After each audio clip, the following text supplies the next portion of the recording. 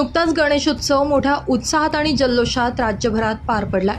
धुळ्यातही मोठ्या उत्साहानं पार पडलेल्या गणेशोत्सवाला 2 दिवसांनंतर काहीसं गालबोट लागले।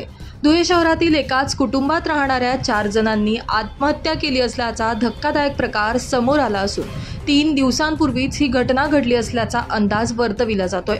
धुळ्यातील प्रमोद नगर भागात असलेल्या श्री समर्थ कॉलनीमध्ये प्रवीण गिरासे, आपली पत्नी दीपांजली गिरासे आणि मुलं नितेश गिरासे व सोहम गिरासे यांच्यासोबत वास्तव्यास होते। गेल्या 3 दिवसांपासून ते कुणालाही दिसून न आल्यानं परिसरात चर्चा सुरू होती। मात्र आज सकाळच्या सुमारास त्यांच्या घरातून दुर्गंधी येत असल्यानं हा संपूर्ण प्रकार समोर आलाय।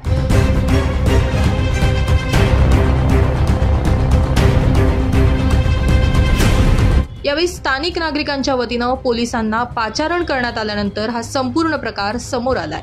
तर घटनास्थळी पोलीस दलासह फॉरेन्सिक टीम देखील दाखल झाली आहे। दरम्यान गिरासे दाम्पत्यानं आपल्यासह आपल्या मुलांचं जीवन अशा प्रकारे का संपवलं, ही नेमकी आत्महत्या आहे की हत्या, हा प्रकार किती दिवसांपूर्वी घडला यांसह विविध पद्धतीनं पोलीस तपास करतायत। मात्र घडलेल्या या घटनेनं संपूर्ण धुळ्यामध्ये एकच खळबळ उडाली असून आता पोलीस तपासात नेमकं काय समोर येणार याकडे सर्वांचंच लक्ष लागलंय।